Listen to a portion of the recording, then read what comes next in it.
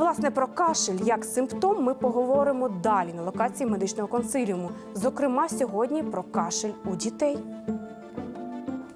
Кашель у дитини має кілька різновидів. Зокрема, виділяють сухий і вологий кашель. Сухий кашель у малюка зазвичай супроводжується почервонінням і болем в горлі. Він може супроводжуватися підвищенням артеріального тиску, блювотою, болями в животі. Вологий кашель супроводжується виділенням мокроти. У дітей вологий кашель є більш неприємним симптомом, ніж у дорослих. Проте він є ознакою швидкого одужання.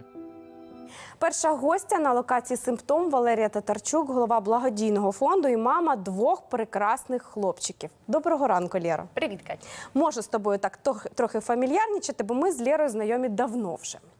Лєр, чим лікуєш кашель у своїх дітей? От ми маємо тут такий традиційний набір: гірчичники, мед, картопелька, ну і, звичайно, сироп від кашлю. Ні, цим я дітей не лікую, але маю яскраві спогади з дитинства, тому що все це примінялось на мені, а також ще парення ніг в окропі майже. Тому, але, я з цим знайома, але на дітях своїх я це не використовую. Я за доказову медицину, я користуюсь порадами лікарів. В першу чергу, якщо дитина захворіла, я звертаюсь до лікаря і вже використовую ті методи і ліки, які зараз є в протоколах. Але я впевнена, бабусі твоїх дітей кажуть: ну дай вже щось дитині, дай якісь ліки.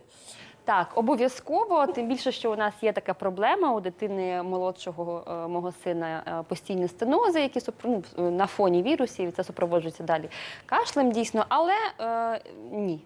Такі методи не для нас. В нас є небулайзер, в нас є всі ліки і препарати, які потрібні для лікування кашлю, щоб це було дієво. Кашель симптомом чого є ще, яких хвороб, ми дізнаємося буквально після сюжету. Кашель виникає внаслідок різних впливів зовнішнього середовища, інфекцій та фізіологічних станів організму. Захворювання дихальних шляхів мають своїм симптомом кашель. Інфекції, віруси і патогенні гриби викликають рефлекторну реакцію організму. Запалення в дихальних шляхах завжди супроводжується сухим кашлем і супутніми симптомами. Якщо інфекція опускається вниз до бронхів, кашель стає вологим. Бронхіальна астма також може бути причиною сухого кашлю. При цьому захворюванні кашель турбує пацієнта частіше вночі, після фізичного навантаження або після тривалого перебування на холоді. Дихання у дитини при цьому буде супроводжуватися задишкою і свистом. Сьогодні на місцях експертів Марія Шемет-Іванова, лікарка-педіатр, та Ярослав Шкорботун, лікар-отоларинголог, кандидат медичних наук. Доброго ранку. Доброго ранку. Марія, які типові помилки роблять батьки? От серед того всього, що ми показали, додайте, ще щось є. Ви знаєте, Катю, народні методи все-таки вони ніяк не викоріняться в цілому серед батьків, серед бабусь, дідусів, які теж докладають руку до лікування дітей. На жаль, більшість із цих методів не те, що не дієві, вони можуть бути шкідливими, призвести до ускладнень, та й взагалі не дуже позитивно сприймаються самими дітьми. Серед того, що у вас ще не було представлено, варто згадати саморобні певні оці ліпьошки з тої ж картоплі, з меду, тіста. Теж це все роблять, прикладають на грудну клітку в якості вигрівання. Щоб в свою чергу, по-перше, само по собі дитині дискомфорт. По-друге, опіки – це все-таки дуже ймовірний варіант перебігу подій. І застосування цих методів саме по собі небезпечне ускладненнями, тими ж самими бронхообструкціями, які можуть провокуватися такими от впливами. А якщо батьки кажуть, ну трохи дитина підкашлює і нехай ходить в садочок, чи не треба?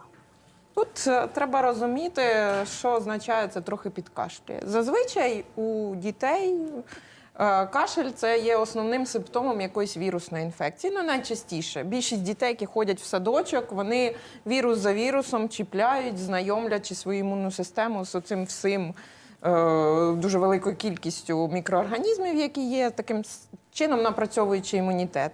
Тому логічно подумати про те, що як прояв вірусу, звичайно, це може обмежувати дитину перебувати у колективі, особливо зараз. Кашель як один із симптомів органів носоглотки. Чого це симптом? Є багато захворювань, які можуть призводити до кашлю, особливо у дітей, але найбільш часті це, звичайно, як і гострі респіраторні захворювання, це синусити, і у дітей аденоїдити. Від Тобто це те, що ніде не кажуть, дінешся. опустився кашель вниз, так? Не опустився вниз. Аденоїдит – це кашель, який пішов назад, який за носом в носоглотці. Да. І там проявляється, але є характерні симптоми для різних видів кашлю. І тому, якщо говорити, коли дитина має ходити, може ходити в садочок чи ні, якщо батьки розуміють, чому дитина кашляє, порадившись, очевидно, з лікарем перед цим, тоді ми можемо розуміти, чи вона може вільно відвідувати садочок чи ні. З якими ви в своїй практиці стикалися випадками, от якщо в дитини був кашель, найчастіше симптомом чого це буває? Все-таки аденоїди. Найчастіше дійсно І аденоїди. зразу видаляти.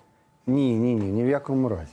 Аденоїди – це важливий імунний орган, який відіграє ключову роль в формуванні імунітету у дитини, особливо віком до 6 років. Тому ми намагаємося їх не за будь-яку ціну, але зберегти, якщо ми бачимо, що ці аденоїди дитині не заважають.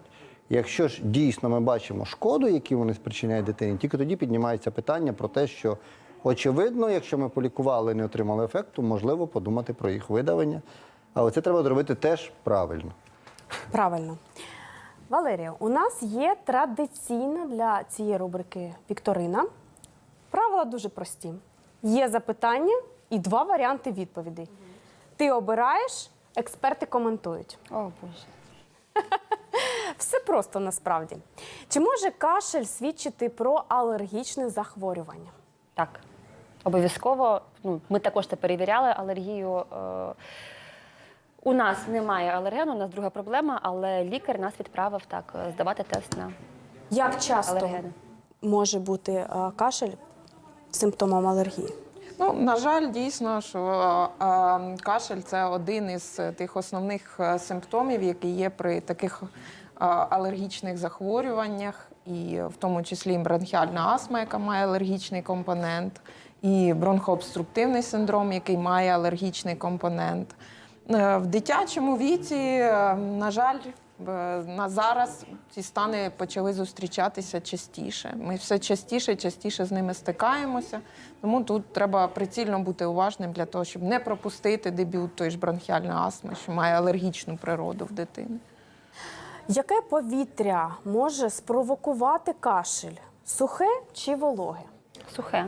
Лікарі завжди радять, якщо дитина кашляє, обов'язково ставити зволожувач повітря, і тоді вологість повітря рекомендую трошки підвищувати. Якщо норма це 50%, то коли дитина хворіє і я її вкладаю спати, нормою рахується до 70, якщо я не помиляюсь. Так, принаймні, я виставляю свій прибор. Пане Ярославе.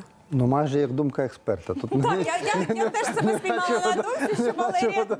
власне, тому Валерія і тут, бо це її дуже близька тема. Третє запитання. Фахівці Колумбійського університету недавно прийшли до висновку, що читання скоромовок під час кашлю допомагає його усуненню. Як ти думаєш, це правда чи ні? Я думаю, що це психологічний якийсь прийом, щоб дитина, можливо, відволікалась. Не знаю, нам такого ніколи не рекомендували. По-перше, в мене дитина дуже маленька, і про читання взагалі мова не йде. Тому я сумніваюся, чесно кажучи. А тим більше скоромовок. Так. Що скажете? Метод цікавий. Коли ми говоримо, наприклад, про психогенний той же кашель, який часто буває в дитячому якраз віці, в принципі, там однією із порад експертів є якраз різні дихальні техніки, читання віршів, співи, в тому числі, напевно, і скоромовки теж можуть так працювати, тож профілактувати. Марія почала говорити про психосоматику, так звану. Ярославе, можете доповнити, як вона проявляється? Вона проявляється, як правило, це починається, коли дійсно є причина для кашлю, і дитина кашляє, тому що є якісь патологічні протизапалення і так далі. Але потім, коли вже все пройшло, грубо говорячи, організм запам'ятав цю рефлекторну дугу, і він її запускає навіть при незначному подразненні, і дитина продовжує кашляти. Це щось подібне до тіків, коли просто є механізм неврогенний, який працює. Його треба розірвати якимось чином. Одна з ознак психогенного кашлю, що коли дитина зайнята скоромовками чи чимось, мультики дивиться, активно відволікається, щось грається, кашель зникає, значить, напевно, він таки психогенний. Тобто, оце є, треба спостерігати за реакцією на якісь слова або на якісь дії. Правильно я розумію? Давайте ще до порад. Що мають знати батьки дітей, які кашляють? Кашель – це симптом вірусної інфекції, і він не є небезпечним сам по собі. Це рефлекс очистки дихальних шляхів, який, власне, допомагає дитині позбутися того всього слизу, який накопичився в носоглотці, в ротоглотці, в бронхолегеневому дереві. Тому тут основна порада батькам – кашлю не треба боятися, його треба цінувати, бо він дитині допомагає. І ключове для батьків – це саме забезпечення оцих оптимальних умов, про які ми вже тут потрошку говорили. Це саме ота вологість оптимальна, 50-70 проміле. Це саме оптимальна температура, 18-20 градусів у кімнаті, яка допоможе слизу, що є, не загусати, не пересихати. Тим самим, допомагаючи цьому місцевому імунітету, допомагаючи війковому епітелію, виводити його і... Тим самим дитина краще кашляє і викашлює і збудника, і імунні клітини, клітини епітелію злущені. Ну, тобто це, знаєте, це топ в лікуванні кашлю. Ніякі інші методи не працюють так, як працює саме забезпечення оцих умов. Але разом з тим, перед тим, як допомагати дитині кашляти і самому лікувати батькам, треба, щоб вони розуміли, чому дитина кашляє.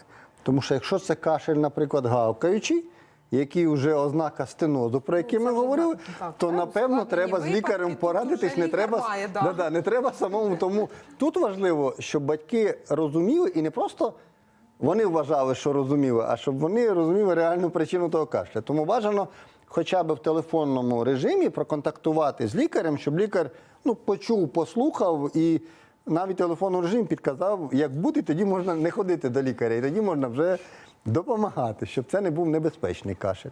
Дякую вам за корисні поради, за цікаві факти.